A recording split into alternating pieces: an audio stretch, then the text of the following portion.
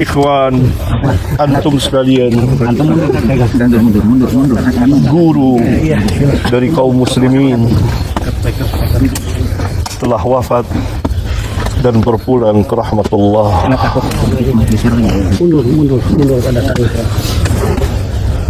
Beliau yang saya kenal dari puluhan tahun yang lalu, tepatnya pada tahun 83, kami bertemu di perpustakaan, di tempat yang dipenuhi dengan kitab-kitab para ulama. Saya berkenalan karena sejalan dan bercita-cita untuk ad-da'wah ilallah, maka kami saling berbagi dalam menimba ilmu syar'iyah dan berdakwah apa yang kami mampu.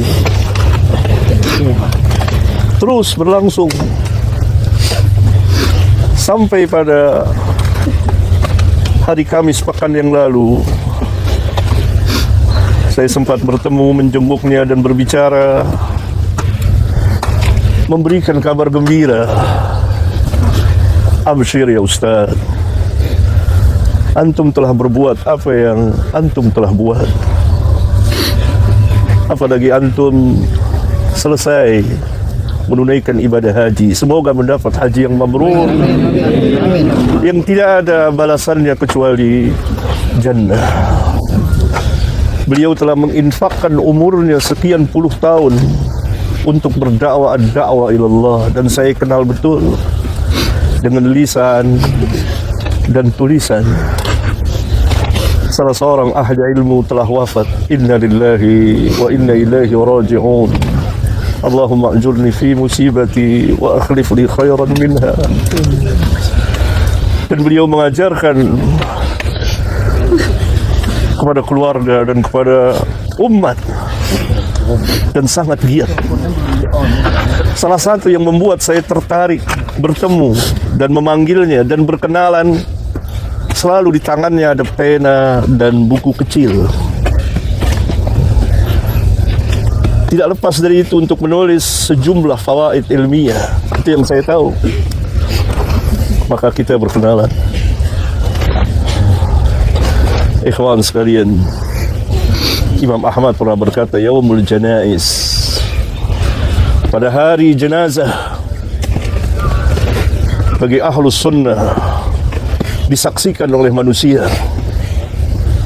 Yaumul Janaiz, yang membedakan di antara pembedanya.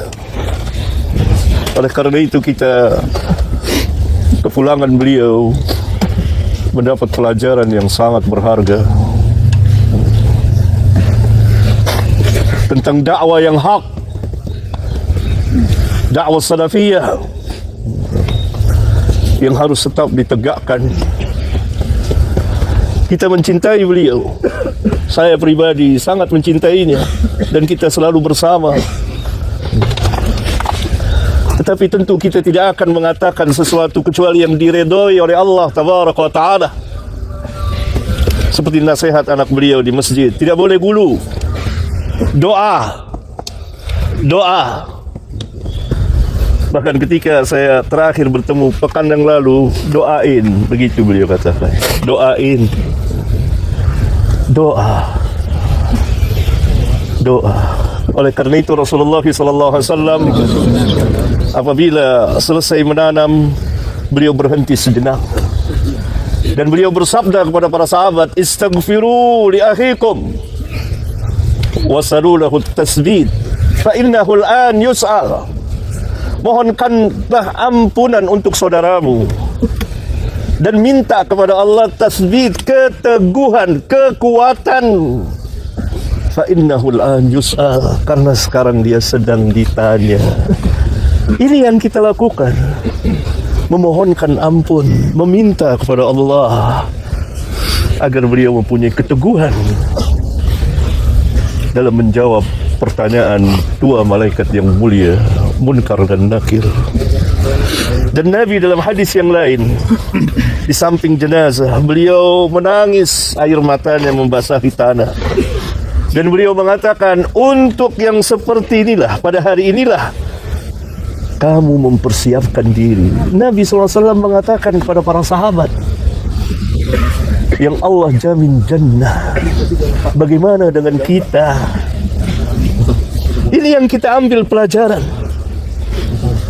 Dengan penuh kekhusyuan, jangan teriak-teriak suara berisik, karena ini ibrah yang sangat dalam.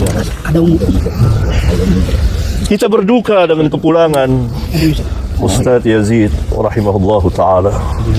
Semoga Allah mengampuninya, semoga Allah merahmatinya, semoga Allah memasukkannya ke dalam Jannatul Firdaus, dan semoga Allah subhanahu wa ta'ala melindungi dari azab kubur dan azab neraka, dan ilmunya bermanfaat dengan lisan dan tulisan. Amin. Utsman bin Affan setiap melewati kubur, berada di kubur, beliau menangis. Dia menyebut kubur, menangis. Ditanya, kenapa engkau menangis ketika disebut kubur atau berada di kubur, dan ketika disebut neraka engkau tidak menangis? Maka Utsman menjelaskan sabda Rasulullah SAW bahwa kubur adalah tempat yang pertama kali dari tempat-tempat akhirat yang akan dikunjungi oleh semua manusia. Kalau baik di kubur, selamat di kubur, maka selamat mudah kesananya. Kalau celaka di kubur, maka sulit. Ini dalam hadis sahih riwayat Imam Abu Dawud. Semoga Allah subhanahu wa ta'ala melampangkan perjalanan saudara kita ini, dan kita mendapat pelajaran yang berharga, ikhwan. Pertama, dari dakwah yang hak, tetaplah berada di dakwah yang hak. Bagi para ustaz, para da'i, tetap mendakwakan dakwah salafiyah. Bagi kaum muslimin, ikuti manhaj ini, karena manhaj ini manhaj yang hak, manhaj para sahabat radhiyallahu anhum ajma'in. Yang kedua, kita mendapat pelajaran kematian, bahwa semua kita akan seperti, entah kapan waktunya. Tidak ada yang tahu perkara yang gaib. Saya Kamis kemarin meminta izin pada anak beliau, dia berada di ruang ICU. Hati saya gelisah. Kenapa hati saya gelisah? Saya harus ketemu, saya harus minta izin kepada anak beliau. Biar gimana saya harus ketemu. Saya berangkat. Saya masuk bersama Ustaz Zamzami dari Pekanbaru, yang juga dari Pekanbaru datang kemari untuk menjenguk. Beliau dicintai banyak orang. Maka saya melihat, tenang hati saya. Bahkan 2 jam berselang 3 jam, beliau telepon, tapi Abah sudah meninggal. Kita tidak ada yang tahu perkara yang gaib, rahasia Allah, dan ada hikmah di balik itu.